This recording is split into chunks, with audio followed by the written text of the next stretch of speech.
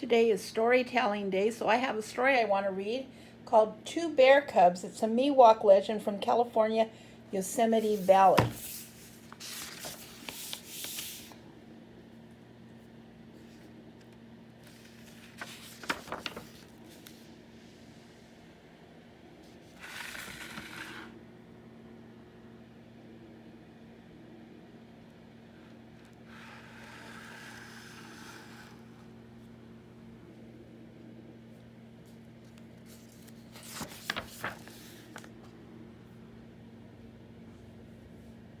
Many snows have come and gone since the story was first told by the Miwok, whose name means people or humans. They lived in the place they called Ahwahnee, which is now known as Yosemite Valley. The Miwok believed that in the old days, the residents of Ahwahnee were animal people, creatures that were part animal and part human. Once, long ago, Mother Grizzly Bear, Uhumati, had two cubs she loved dearly. The first had sleek brown fur just like her own. In those days, the young were not given names until they were nearly grown up. Because he had been born first, the brown cub was called Taihi, older brother. The other cub, who had cinnamon-colored fur, was Itihu, younger brother. One day, the grizzly went to the river the old people named Wakaila, but which today is called the Merced. She took her cubs with her to catch rainbow trout and search for berries. However, the playful cubs waded into the water and splashed each other and scared away all the fish. Their mother gently scolded them, then sent them to hunt for berries.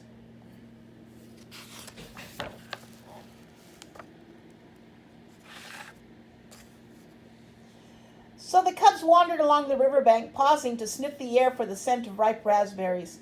"Do not go far," Mother Grizzly had cautioned them. But the brothers forgot her warning as they raced, wrestled, played hide and seek, and threw stems of rattlesnake weed at one another. By the time they grew tired of this game, their fur was full of seeds. They continued further and further downriver. When they grew hungry, they ate their fill of wild raspberries that they found.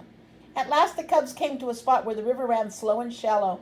From a huge boulder beside the stream, they dived into the water with terrific splashes. They paddled about and ducked one another and dove for pretty stones.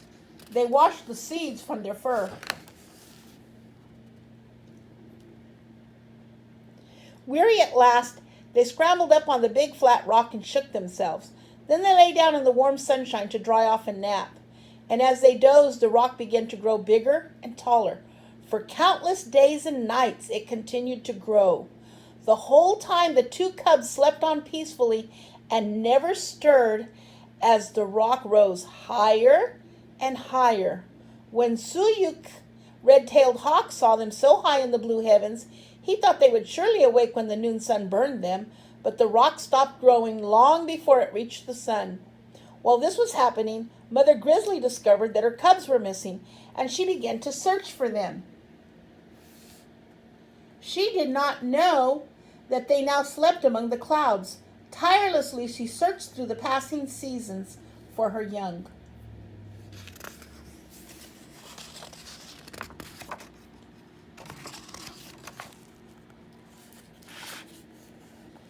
In her wandering, the bear met Uwell, Gray Fox, who was chipping arrowheads from bits of shiny black obsidian. "Have you seen my cubs?" she asked.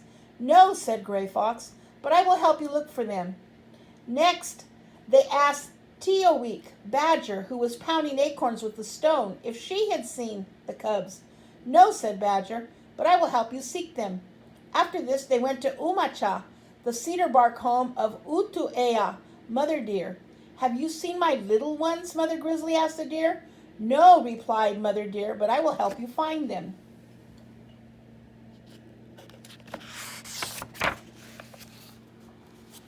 Soon, they met Heleha, Mountain Lion, who was carrying a big bundle of firewood upon her back. "Have you seen my cubs?" asked Mother Grizzly. "No," said Mountain Lion, but she put down her firewood and joined the others in their search.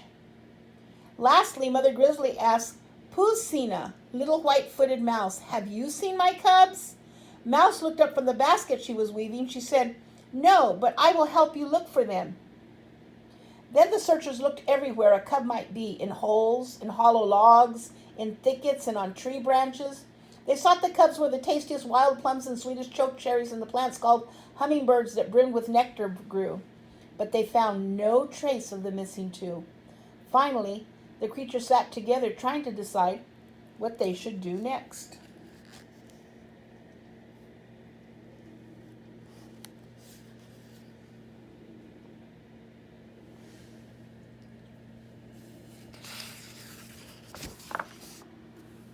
Suddenly, Red-tailed Hawk swooped down. He called to the grieving Mother Grizzly, "I have seen your cubs. They are on the granite stone which has become a towering mountain."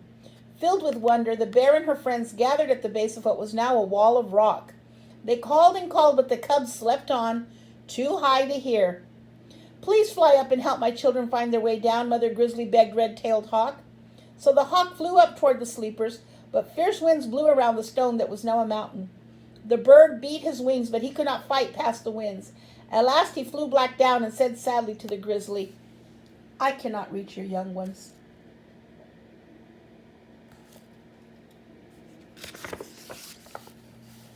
Then Mother Grizzly made a mighty leap up the wall, but she could find no purchase on the smooth stone, and so she tumbled back to earth. Again and again she tried, but in the end she had to give up. "Now who will save my cubs?" she wondered as she wept. One by one the animals tried. Mouse tried jumping from stone to stone, but her heart grew faint when she was only a little distance up. Clever Badger scrambled a bit higher before he reached a spot where he must leap from one ledge to another. Here his courage failed him.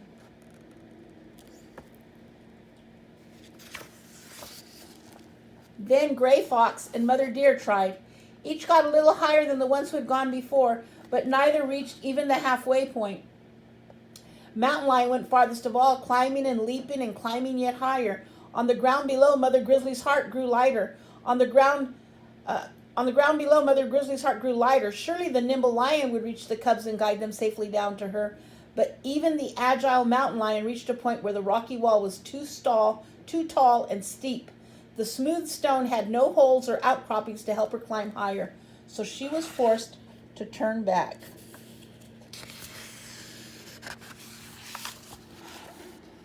"Is there no one who can save my cubs?" asked poor Mother Grizzly. "I will try," a small voice said. Looking down, the grizzly saw a little measuring worm, Tutakana. All of the other animals laughed. "Do you think you can do what Badger, Gray Fox, Mother Deer, and I myself have failed to do?" Mountain Lion challenged. "Foolish measuring worm," cried Mouse. "Your name is longer than you are." But Mother Grizzly picked up the measuring worm and said gratefully, "I welcome your help." So Measuring Worm began to creep up the rock, curling himself into an arch, anchoring himself with his 4 short back legs, and stretching out his body until his 6 front legs could grasp another bit of stone. Curling and stretching, he inched his way up. While he climbed, he chanted, "Tutak, tutak." When he curved his body, that was two, and when he stretched out, that was talk.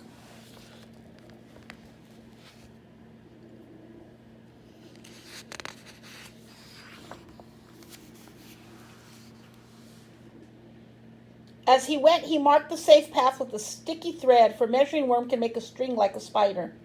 In time, he went even higher than Mountain Lion. The animals below could no longer see him or hear his little song.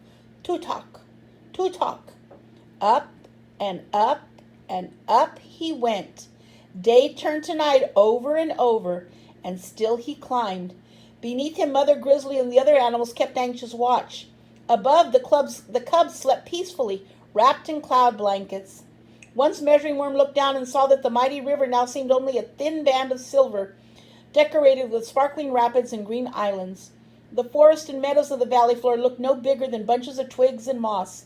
At this sight, Measuring Worm grew afraid. For a time he could not move at all, but he found his courage again. He began to sing, "Tutak, tutak," as loudly as he could, and crept still higher up the wall.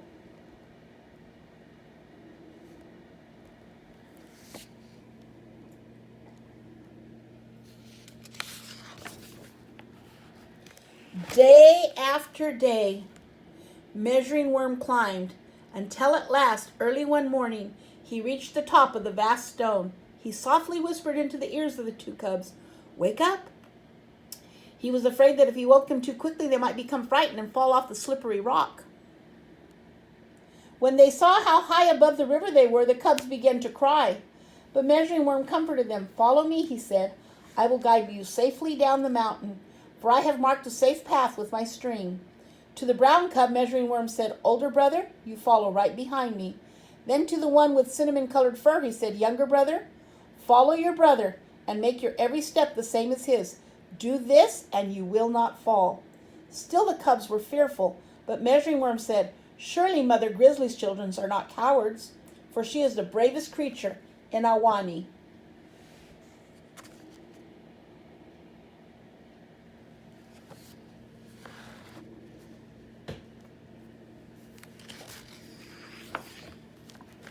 Then the two little bears puffed out their chests and said, "We are brave. We will follow you."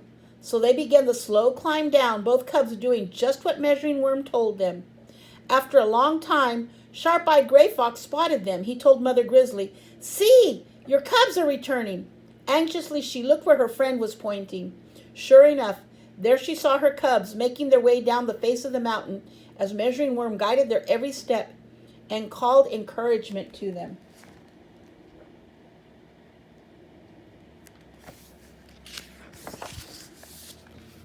At last, the little bears and the rescuer reached the valley floor.